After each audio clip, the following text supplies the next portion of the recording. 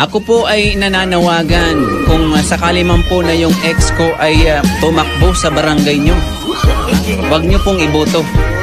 Niloko nga ako, yan pa kaya yung barangay nyo.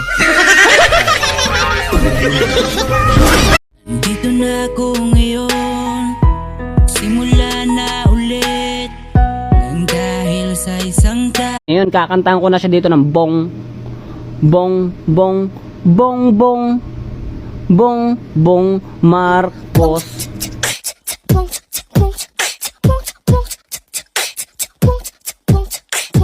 Dito na ako ngayon, simula na ulit, nang dahil sa isang